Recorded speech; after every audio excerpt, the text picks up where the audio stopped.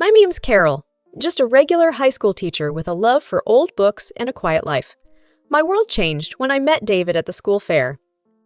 He was the main sponsor, the kind of guy who makes things happen without making a fuss about it. He had that quiet confidence and a smile that could light up the gloomiest day. It started with a thank you note I sent him for his generous contribution. He replied with invitation for coffee, saying it was the least he could do for the hard work we teachers were putting in. I remember walking into that coffee shop, my heart racing a bit, thinking, Carol, it's just coffee, not a moon landing. David was easy to talk to. We chatted about everything, from books to the best pizza in town. He had this way of making you feel like you were the only person in the room. Before we knew it, coffee turned into dinner, and dinners turned into weekends together. A few months in, he wanted me to meet his mother, Mrs. Winters. She's a bit old school, but she'll love you, he said. I was a bundle of nerves, wanting to make a good impression. I picked out my nicest dress and spent more time on my hair than I'd like to admit. The moment we walked into Mrs. Winters' living room, I felt her eyes on me like a hawk. So, you're the teacher David won't stop talking about, she said, her voice colder than I expected. I smiled, reached out for a handshake, but she just nodded, her eyes scanning me from head to toe. Dinner was an experience. Mrs. Winters had this way of talking where every compliment sounded like she was doing you a favor. That's an interesting dress, dear. Vintage shop? She said, her eyebrow raised just so. I felt my cheeks burn, but I managed a small thank you. It's one of my favorites. David squeezed my hand under the table, a silent hang in there, but the digs kept coming. A teacher, huh? Must be tough dealing with kids all day. Hope you don't bring that school discipline home. She chuckled, sipping her wine like it was the last one on earth. I really tried, to keep the conversation light, but it was like dancing on thin ice. David changed the topic, talked about his work, the weather, anything to steer away from the silent judgments being passed across the table. Fast forward a few months, and there I was, in a white dress, saying Aita to the man who made it all worth it. The wedding was a blur of laughter, tears, and dancing. Mrs. Winters was there, of course, dressed to the nines and handing out opinions like candy. Lovely ceremony, though I'd have gone for real flowers. Not these. What are these, dear plastic? She said, eyeing the decorations. We moved into David's home soon after. It was a beautiful place, cozy and welcoming, except for the chill I felt whenever Mrs. Winters was around. David assured me it would get better, that she just needed time to get used to me. Moving into David's home felt like stepping into a new world, one where every corner held a memory of Mrs. Winters' reign. It wasn't long before I got introduced to her morning ritual, the infamous inspection. It started like clockwork every morning. The minute the clock struck 10, the front door would creak open, and in she'd walk like the queen of her castle. Mrs. Winters had this air about her, like she owned every inch of the place. Her first move was always to slip on those pristine white gloves, snapping them tight like she was about to perform surgery. Morning, Carol dear, she'd say, her voice dripping with a sweetness that never reached her eyes. Just here to help you keep the place up to David's standards. I'd force a smile, my hands clenching the dish towel a bit too tight. Thanks, Mrs. Winters, but I've got it covered. She'd tut and shake her head, already walking towards the living room. Nonsense, dear. You're new to this. It takes a keen eye to keep a house like this. And then it'd begin. She'd glide from room to room, that white handkerchief in her hand sweeping over every surface. It was like watching some twisted ballet, her movements precise, calculated. You see here, dear, she'd say, holding up the handkerchief, now with a faint smudge of dust. This is what I'm talking about. Can't have David living in a dustbin, can we? I bit my tongue, the words, it's not a dustbin sitting at the tip, but I swallowed them down. David had asked me to play nice, and I was trying, really trying. The worst was the kitchen. That's my territory, I love cooking, always have. But she'd march in there like a general, inspecting the troops. These pots aren't going to clean themselves, dear, she'd cluck, her fingers running over the rim of a saucepan I'd just washed. It's clean, Mrs. Winters, I'd insist, my voice steady despite the storm inside. She'd hum, a sound that said, I've heard better jokes. Well, we have different standards, I suppose. David's used to a certain way, you see. I'd nod, grinding my teeth so hard I was afraid I'd chip a tooth. It was the same every day. The living room, the bedrooms, even the bathrooms weren't spared. By the time she'd leave, I'd feel like a deflated balloon, all my energy sapped by her constant nitpicking. David would come home, all smiles and hugs, and I'd put on a brave face. "How was your day, love?" He'd ask, and I'd muster the brightest smile I could. "Oh, you know the usual." Mrs. Winters stopped by to give some helpful tips. I'd say, the word helpful taking all my acting skills to sound even remotely sincere. He'd frown, that wrinkle appearing between his brows. "I'll talk to her, Carol. She means, well, she just has her way, you know." I knew. Oh, how I knew. But what I didn't know was how long I could play this game, smiling through the inspections, biting back the words that screamed inside me. Saturday mornings should have been about lazy breakfasts and staying in pajamas till noon. But in our house, they were about one thing, the dreaded family dinner. It wasn't just any dinner. It was the weekly performance, with Mrs. Winters as the stern judge and me. Well, I was the hopeful contestant, always falling short. I'd be up at the crack of dawn, the kitchen my battlefield. Pots and pans clanged, the oven roared, and spices danced in the air. It was my attempt, week after week, to impress the unimpressible, Mrs. Winters. David, bless his heart, would stumble in half awake. "Need any help, love?" He'd ask, rubbing sleep from his eyes. I'd shoo him away with a spoon covered in sauce. "Go get ready. Your mom will be here any minute, and you know how she is about punctuality." He'd chuckle, a sound that held a mix of love and a hint of worry. "Yeah, if you're on time. You're late. That's her motto." The clock hadn't even struck 6 when we'd hear the sharp rap on the door. Showtime. Mrs. Winters and Mr. Winters would step in, him with his warm smile, her with her eyes already scanning for faults. "Smells good in here, Carol. What's on the menu today?" Mr. Winters would always start off with a compliment, his genuine kindness a stark contrast to his wife. Before I could answer, Mrs. Winters would chime in, her voice slicing through the warmth. "I hope it's not that casserole from last time. Remember, David, how you had that stomachache?" David would wince, a silent plea in his eyes, begging me not to retort. "Mom, Carol's been working hard all day. Let's just enjoy the meal, yeah?" Dinner would be a tense affair. Mr. Winters would heap praises, his delicious "dear," and "you've outdone yourself, Carol," battling against Mrs. Winters's relentless critique. "This chicken is dry, dear. You really must learn to keep an eye on the oven," she'd say, pushing her barely touched plate away. I'd grit my teeth, forcing a polite, "I'll remember that for next time, Mrs. Winters." David would try to lighten the mood, his jokes a desperate attempt to bridge the widening gap at the table, but it was like throwing pebbles into a chasm, hoping for a bridge. And then, just when I thought I'd survived the worst, dessert would come, and with it, a fresh wave of critiques. "Is this pie supposed to be this? Crunchy?" Mrs. Winters would ask, the word crunchy sounding more like catastrophics. I'd swallow the lump in my throat, my reply a mix of wariness and defiance. "It's a family recipe, Mrs. Winters. It's always a hit." She'd raise an eyebrow, her gaze saying clearer than words, "Not in this family, dear." As they'd leave, Mr. Winters would give me a warm, encouraging hug, whispering, "Don't mind her, Carol. We all love your cooking." But Mrs. Winters's parting words would always be a reminder of the invisible scoreboard where I was always trilling. "Try harder next time, dear. A happy husband is a well-fed husband." The door would close behind them, and I'd stand there, a mix of frustration and defeat simmering inside. David would wrap his arms around me, his silence a mix of apology and solidarity.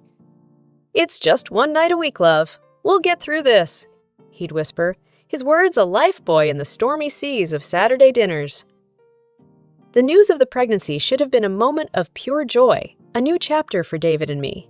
But amidst the excitement, a shadow lingered, the thought of Mrs. Winters's reaction. David was over the moon, grinning ear to ear. "We're going to be parents. Carol, can you believe it?" he'd say, wrapping me in a hug so tight it felt like nothing could go wrong. But the first time Mrs. Winters dropped by after hearing the news, the air was thick with tension.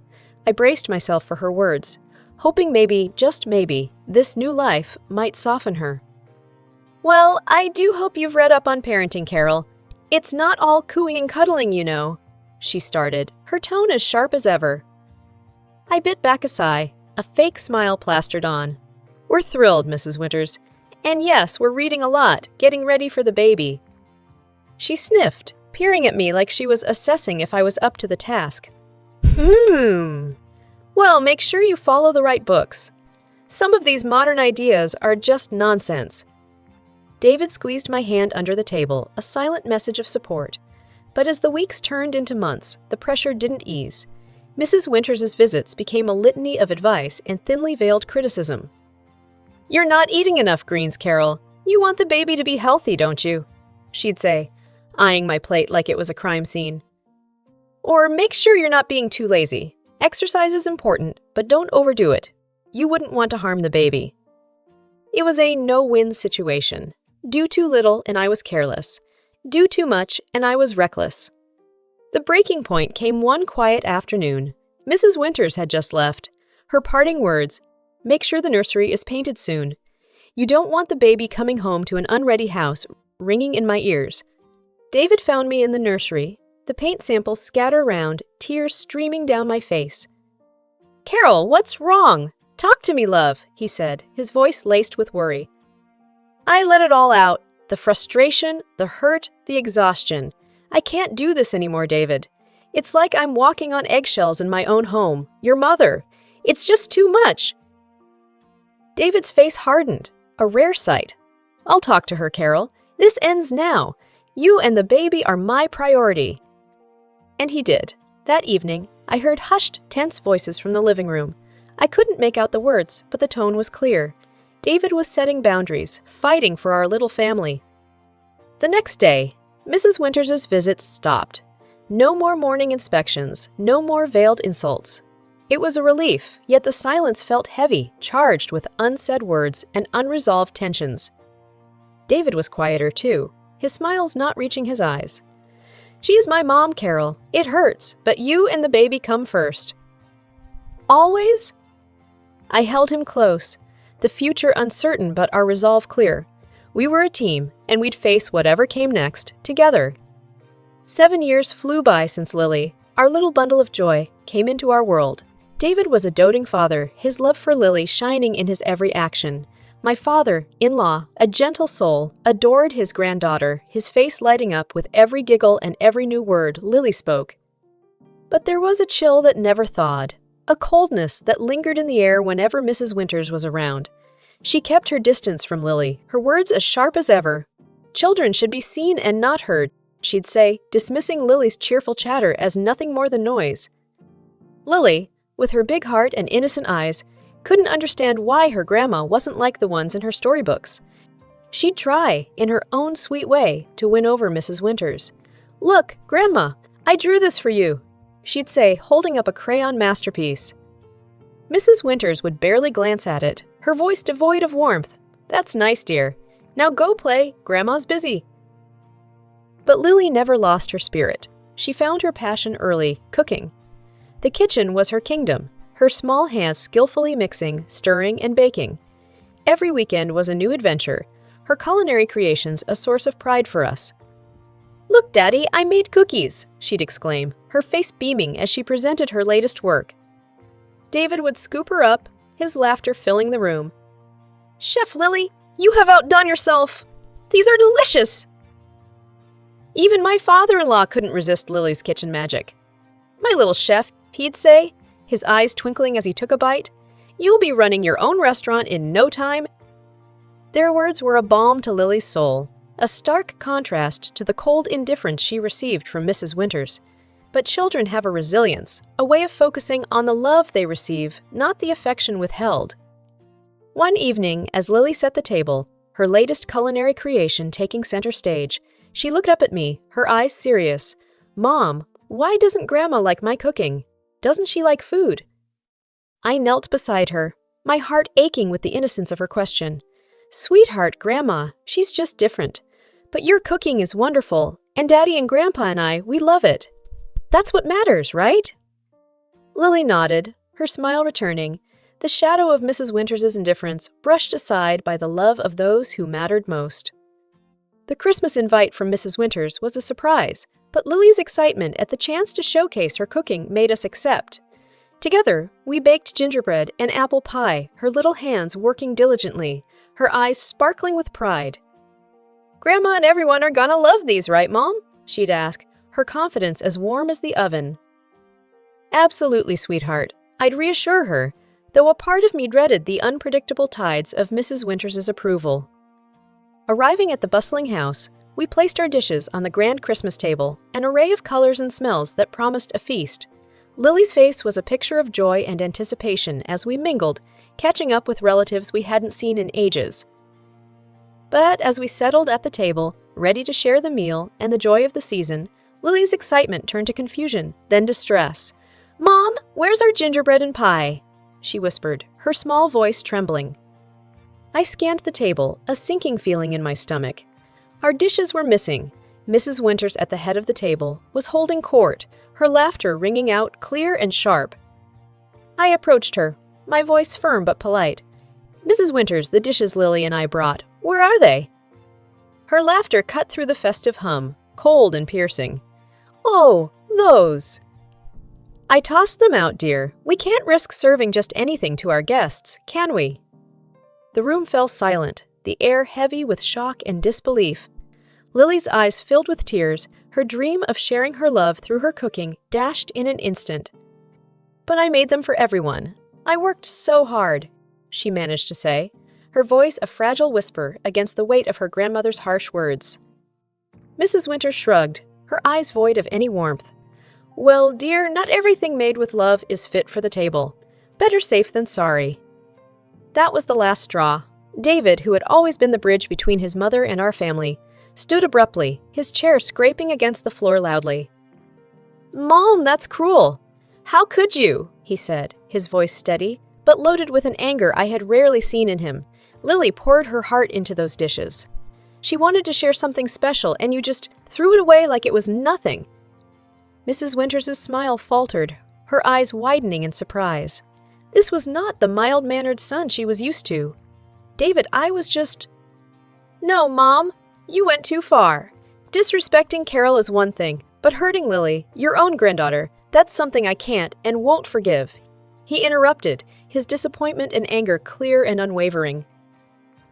The room was still, the festive air replaced by a tense silence.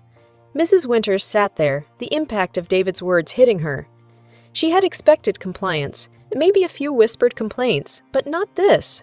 Not her usually gentle son standing up to her, defending his family with such resolve. The air was thick with tension as we left Mrs. Winters' house, the festive lights mocking us with their cheer. The sound of Lily's quiet sobs was louder than the Christmas carols that played in the background. David's hand was firm on my shoulder, a silent pillar of strength. As we reached the door, Mrs. Winters' voice broke through the heavy silence, her tone desperate, a stark contrast to the cold disdain she'd shown earlier. "Please don't go. I'm sorry," she stammered, her eyes wet with tears that seemed out of place on her stern face. David stopped, turning back to face his mother. The room held its breath. "Sorry. Now you're sorry." His voice was low, but it cut through the room, sharp and clear. "You humiliated your own granddaughter, Mom. You broke her heart. There's no sorry that can fix that." Mrs. Winters' sobs grew louder, her composure shattered, but it was too late. The damage was done, and the cracks too deep to mend. In the tense silence that followed, Mr. Winters stood up, his chair scraping against the floor. His voice, when he spoke, was calm, but it carried a weight that silenced the room. "I can't sit here and pretend this is okay, Martha." "Not this time." Without another word, he turned and walked away, his steps heavy with the burden of a decision long overdue. The room felt colder, the festive warmth snuffed out by a single act of unkindness. One by one, the guests stood up, their faces somber, their goodbyes muted and brief. The festive gathering was unraveling, the threads of family and friendship coming undone. As the last guest left, the door closing with a soft click, the magnitude of what had happened settled in the room. Mrs. Winters sat alone at the table, her sobs the only sound in the house that moments ago was filled with laughter and chatter. Outside, the cold air bit at our cheeks, a stark reminder of the warmth we'd left behind.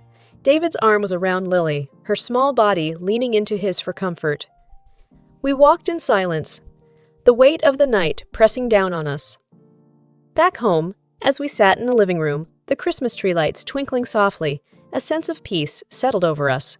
It was a fragile peace, one born from the chaos of the night, but it was ours.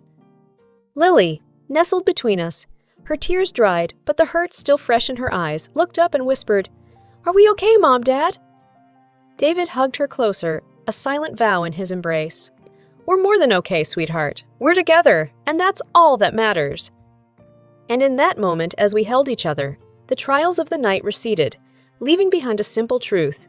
Family wasn't just about shared blood or shared names. It was about shared love, shared pain, and the shared resolve to stand together when the world seemed to crumble around us. The fallout from that chaotic Christmas dinner rippled through our family like a shockwave. The house felt different, quieter, the air still tinged with the remnants of that night's revelations. David was somber, his usual cheer dimmed by the events that had unfolded. "I'm sorry, Carol," he said one evening as we sat in the living room, the only sound the ticking of the clock. "I should have stood up for you and Lily sooner. I let it go on for too long." I reached for his hand, feeling the roughness of his palm against mine. "You did what you thought was best, David. We both did. But now, we know better. We move forward, together."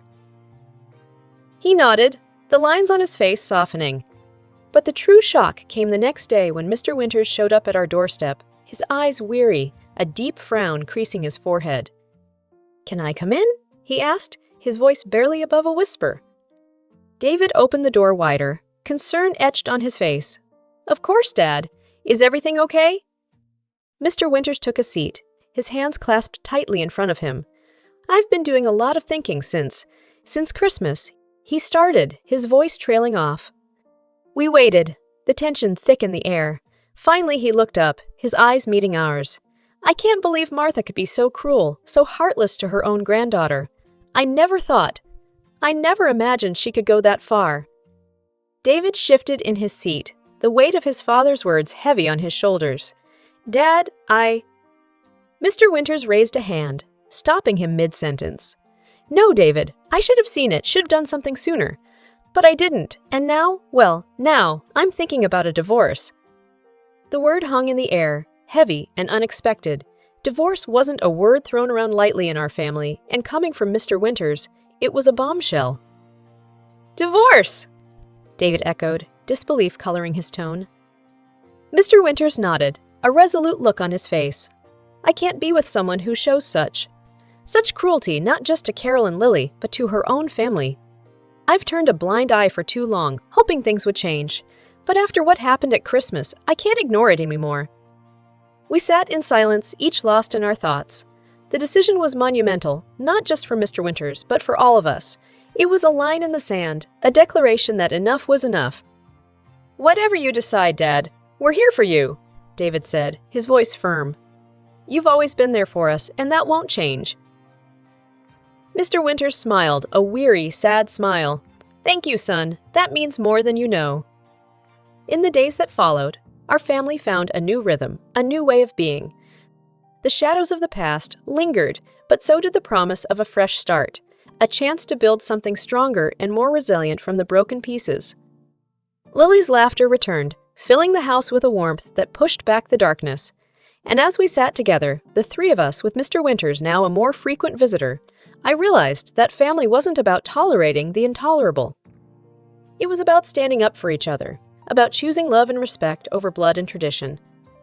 In the quiet moments, when the night wrapped the world in its embrace, I'd look at my little family and know that, despite the storms we'd weathered, we were stronger together. And no amount of cruelty or coldness could ever change that.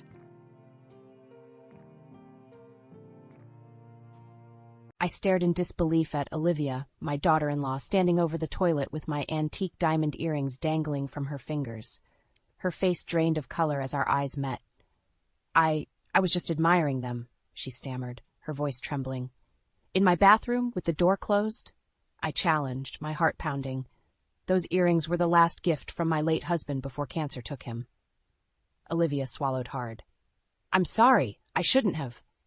"You're right. You shouldn't have." I snapped, snatching the earrings from her grasp. How dare you go through my private things? Her eyes narrowed. It's not like you even wear them anymore. The callous remark stung. Ever since my son Bryce had married this young woman 2 years ago, I'd noticed a steady progression of disrespect and entitlement from her. At first, she'd seemed so sweet and caring, the perfect girlfriend turned wife for my beloved boy. But lately, her true colors were becoming impossible to ignore. Mom? What's going on? Bryce appeared in the hallway, his eyebrows furrowed with concern. Olivia immediately played the victim. Your mother is overreacting. I was just looking at her jewelry. I shot her a withering look. She had my earrings and was about to flush them down the toilet. What? Bryce's jaw dropped as he turned to Olivia. Is that true? She scoffed in feigned indignation. Of course not. Why would I do that? The denial only infuriated me more.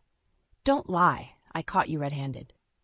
Bryce held up his hands, clearly overwhelmed by the confrontation between us. Ever the peacekeeper, just like his father. Okay. Let's all just calm down, he urged. I'm sure there's been a misunderstanding. A misunderstanding? After what I'd witnessed?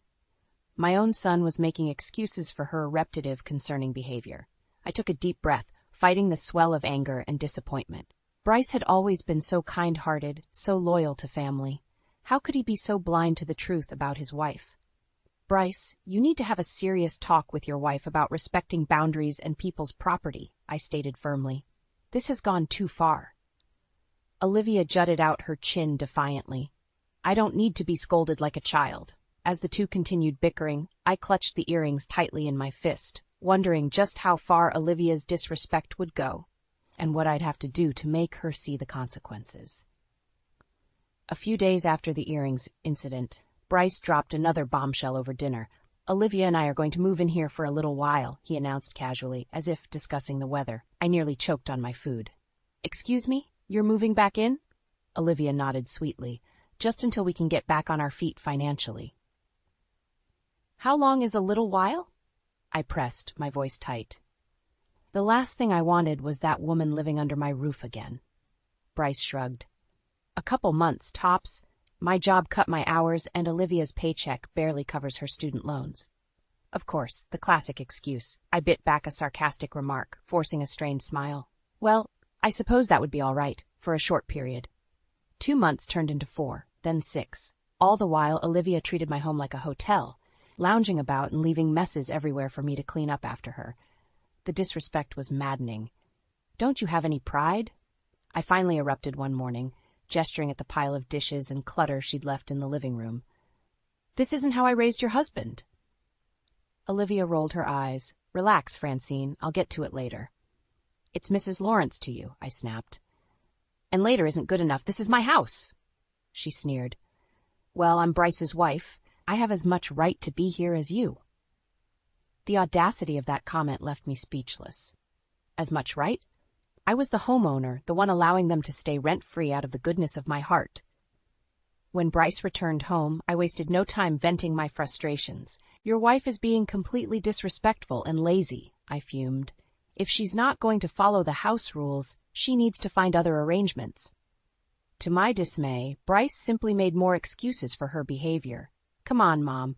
You know how stressed she is with her job situation right now. Cut her some slack. Some slack? I threw up my hands. I'm already doing her a favor letting you both stay here. The least she could do is be a decent house guest. Bryce sighed heavily. Look, we'll try to help out more around here. But you've got to ease up. All this negativity towards Olivia is pushing her away. Pushing her away? The sheer audacity of his words left me stunned, as if I were the one being unreasonable. Over the following weeks, Olivia's entitled, lazy behavior only worsened. She'd lounge around all day while I cleaned up after her messes. Petty arguments became frequent as I struggled to lay down boundaries in my own home. The stress was becoming overwhelming. One evening, I finally reached my breaking point. Gathering the last shreds of my patience, I cornered Bryce in the kitchen. This situation isn't working, I stated bluntly. Olivia has got to go, or I'll be forced to take legal action. Bryce's eyes widened in disbelief. You're going to kick out your own son? Over some household chores? I shook my head, my voice strained. Don't make this about you, Bryce. Your wife is the problem here. She's shown nothing but disrespect in my house. As the argument escalated, Olivia came sauntering in with a smug grin. Having a family meeting without me? She taunted. That insufferable, entitled attitude, something had to give before I lost control completely. But Bryce was too blinded by love to see the truth about his wife's despicable nature. I could feel my control over the situation rapidly slipping away. The tension in the house was becoming unbearable. Olivia's laziness and lack of respect only escalated, while Bryce remained stubbornly blind to her misdeeds. I felt like a prisoner in my own home. One night, Bryce dropped another bombshell during dinner. Olivia and I have decided to stay a while longer, he announced cautiously, at least until we can afford our own place again. I stared at him in disbelief. You're kidding, right? You've been mooching off me for 6 months already. Olivia scowled at my choice of words. We're not mooching. This is difficult for us too, you know. Difficult? I scoffed. All you do is lounge around while I clean up after you. This is my home, not a hotel. Mom, please, Bryce began, using that infuriatingly placating tone. We're just asking for a little more time. Where else are we supposed to go? I opened my mouth to protest, but Olivia swiftly cut me off. Don't be so selfish, Francine. You have more than enough room here. The audacity, after everything I'd sacrificed to let them stay. Selfish? I shot back, my voice rising. I'm the one who's opened her home to you. All I ask is for some basic respect and courtesy in return. Olivia rolled her eyes dramatically. Here we go again with the nagging. That arrogant, dismissive attitude was the final straw. I slammed my fist on the table, making them both jump.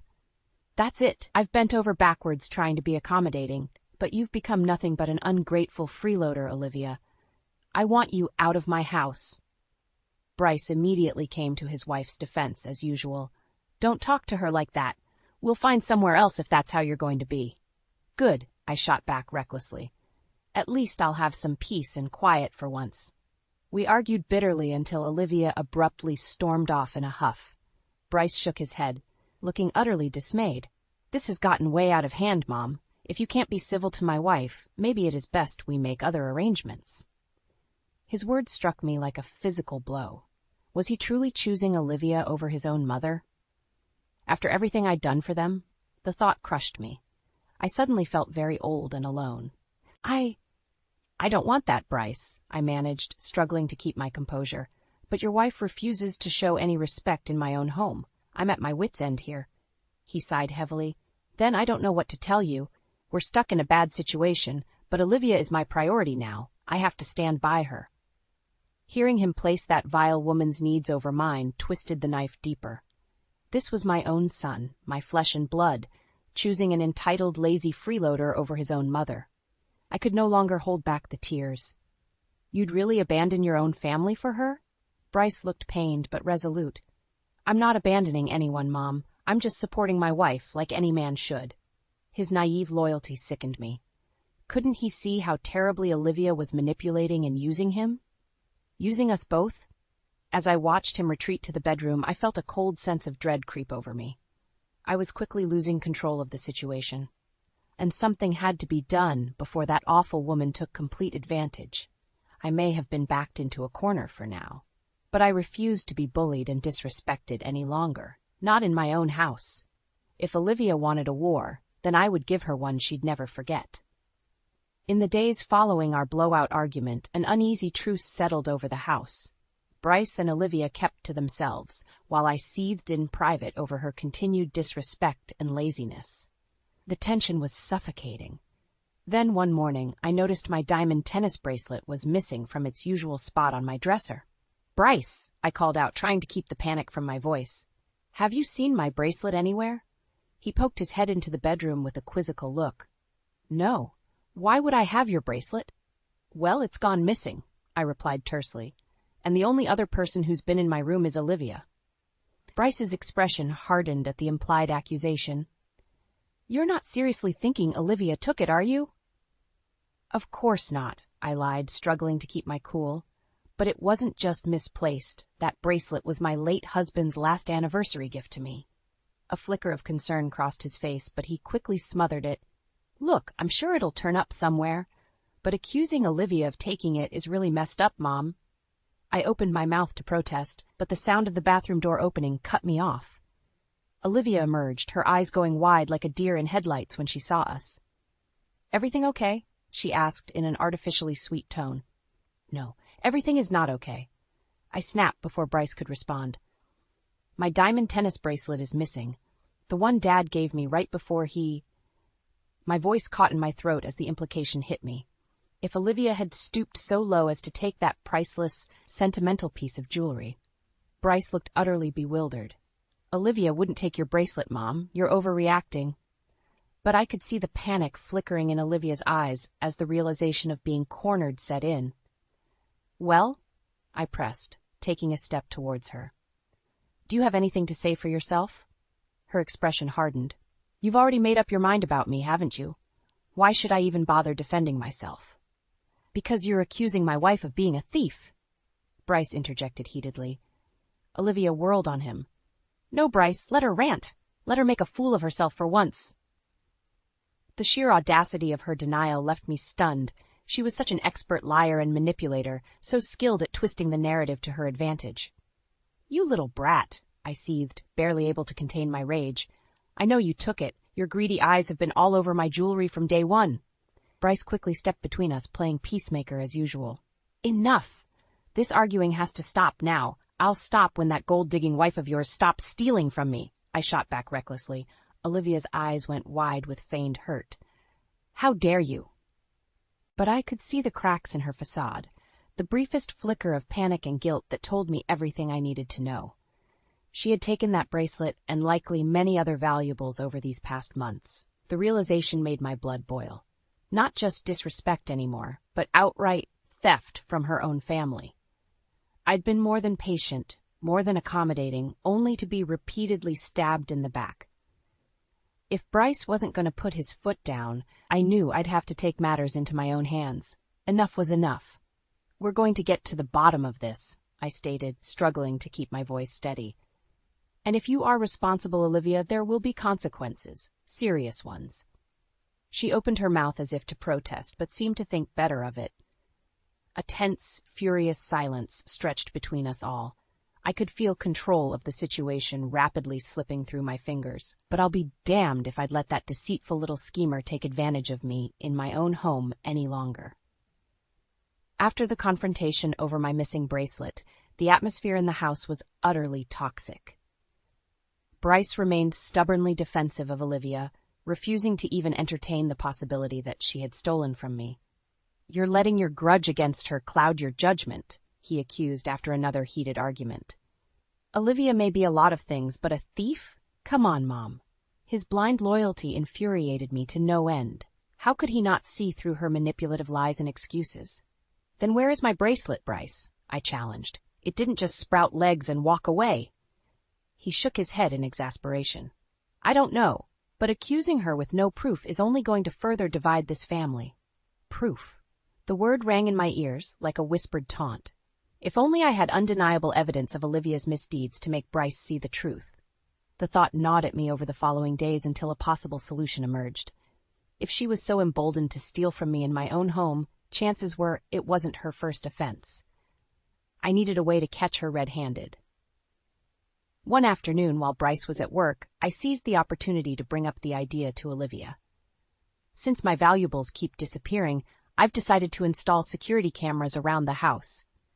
Her eyes went comically wide at my declaration. "You're joking, right?" I leveled her with a steely gaze. "Does it look like I'm joking? I won't have any more of my possessions stolen." Her expression contorted in outrage. "This is a massive violation of privacy. I am not going to be recorded in my own home." "Your home?" I arched an eyebrow. "Need I remind you that you're a guest here, Olivia? This is my house, my rules." She opened her mouth to protest further, but seemed to think better of it. Instead, she simply glared at me with undisguised contempt. "I'm not surprised you'd stoop to such extreme paranoid behavior," she spat. "Just remember, what's recorded can be used against you too." The veiled threat didn't rattle me in the slightest. "I'm a law-abiding citizen with nothing to hide. Can you say the same?" She flinched ever so slightly at the barb, but quickly regained her composure with a disdainful sniff. "Whatever, do what you want, you miserable old bat." The cruel insult stung, but I refused to show it. I would not give her the satisfaction. Over the next few days, I meticulously set up cameras throughout the main living areas, ensuring they captured every angle. Olivia shot me venomous looks whenever she passed them, but I didn't care. One way or another, I would expose her for the lying thief she was. Bryce, however, was livid when he discovered the cameras. "Are you kidding me with this, Mom?" he erupted. "Putting surveillance in your own home? That's a massive breach of trust. Your wife is the one who broke trust by stealing from me," I countered heatedly. "I have every right to protect myself and my property." He ran an exasperated hand through his hair. "There's no proof she stole anything. This is just your grudge against her, spiraling out of control." "Then the cameras will prove her innocence, won't they?" I challenged. He shook his head in disgust. "You're going way too far with this. If you don't take those down immediately, we're out of here for good." The words struck me like a physical blow. He was really going to abandon me, his own mother, over that deceitful snake of a wife? But even more than the hurt, I felt a cold fury settle over me. If getting hard evidence was the only way to make Bryce see Olivia's true colors, then so be it. I would do whatever was necessary to protect what was rightfully mine, no matter how far I had to go. Despite Bryce's outrage over the cameras, I refused to back down. If he couldn't see reason, if he insisted on siding with Olivia over his own mother, then I had no choice but to get proof of her deceit. Sure enough, it didn't take long for the cameras to expose her true colors. I was reviewing the footage one afternoon when I spotted Olivia slipping into my bedroom, clearly thinking I was out running errands. My heart pounded as I watched her rifle through my jewelry box, pocketing a pair of diamond earrings without a shred of guilt.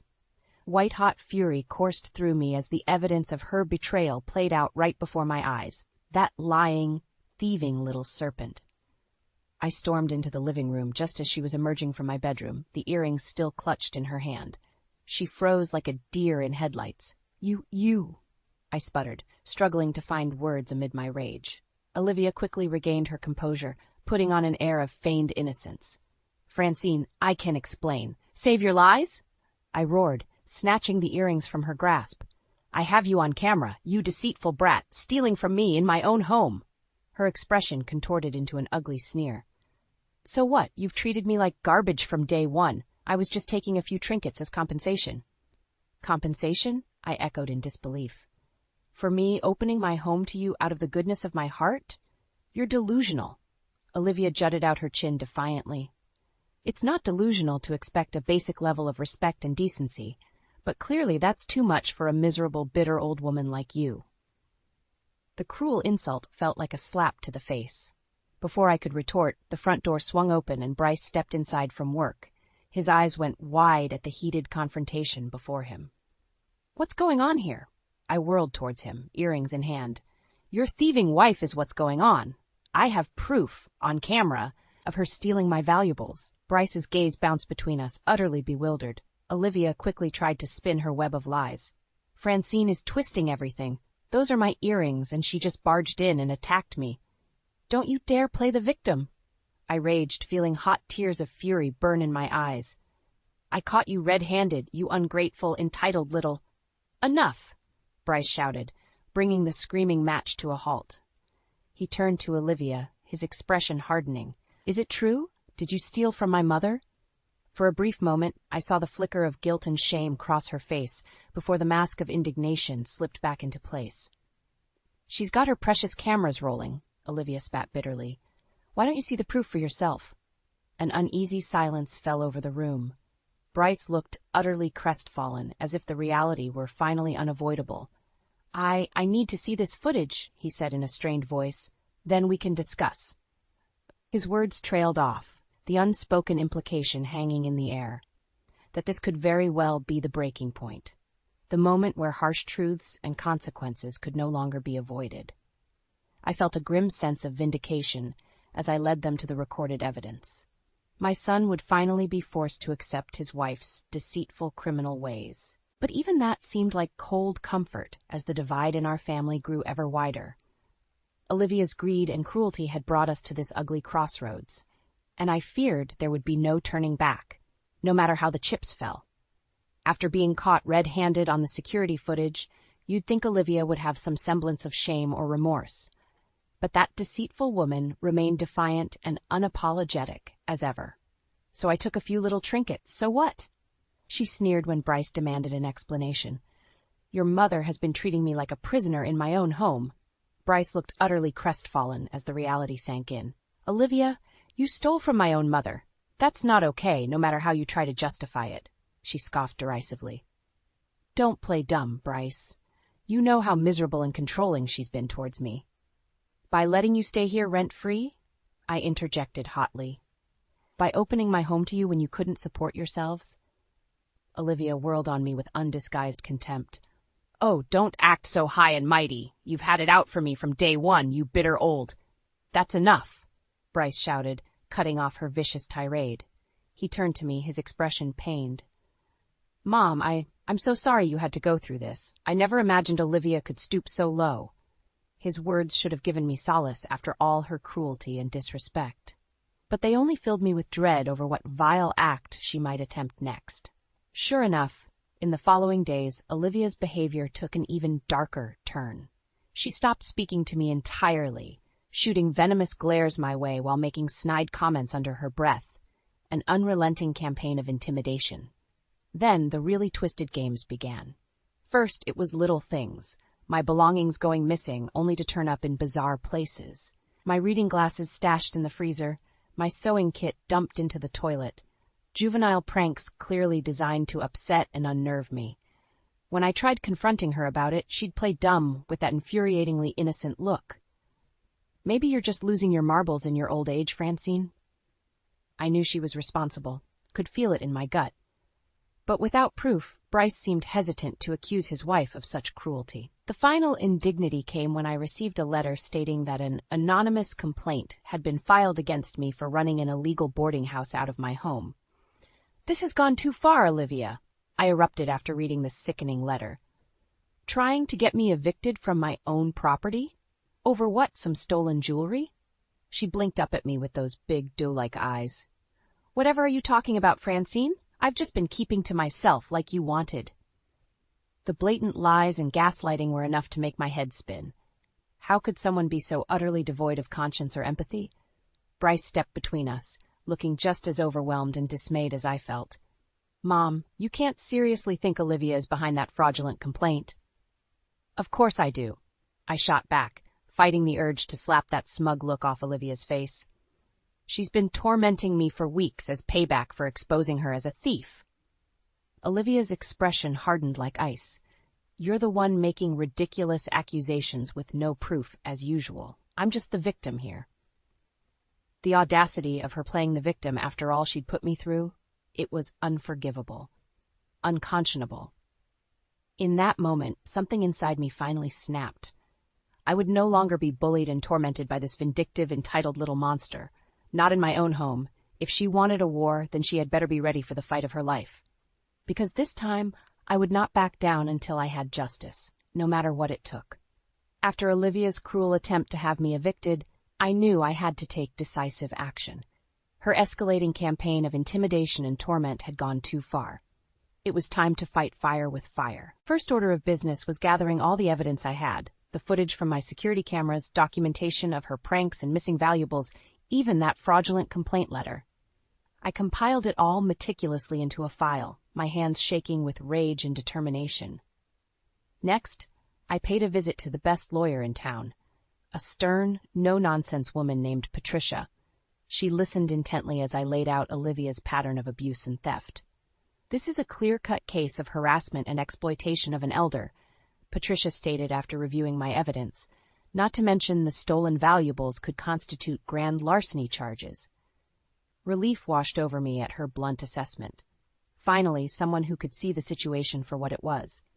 So you'll take my case? Against my daughter-in-law? Patricia's expression was grim but reassuring. I don't tolerate anyone who preys on and mistreats the vulnerable. Miss Lawrence, this girl needs to be stopped by any legal means necessary. With those words, I felt a weight lift off my shoulders. The prospect of having the law on my side, of finally getting justice, was immensely empowering. Olivia wouldn't know what hit her. When I returned home, Bryce and Olivia were waiting with matching looks of concern. "Where have you been?" Bryce asked apprehensively.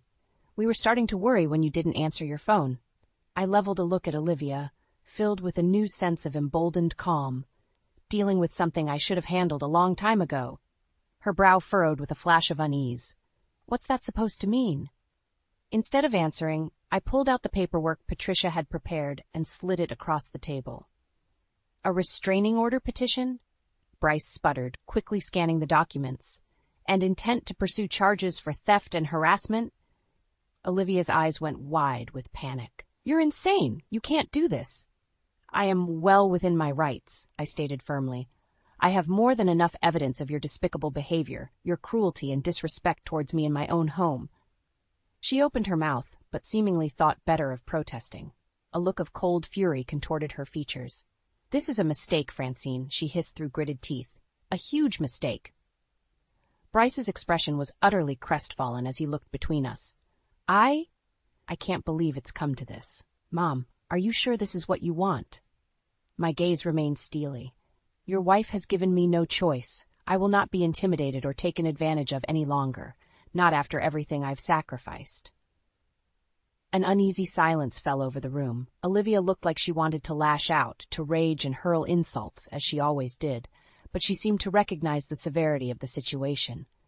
Finally, Bryce spoke up in a hoarse whisper. "I don't know what to say, except that I'm so sorry you felt forced into this, Mom. I really hoped Olivia and I could make things right." A pang of sadness tugged at my heart to see my only son so utterly defeated. But I knew in that moment that I had to remain resolute, to protect myself at all costs from his manipulative wife. "I'm sorry too, Bryce," I replied, hiding the waver in my voice. "But your wife made her choices, and now she'll have to face the consequences."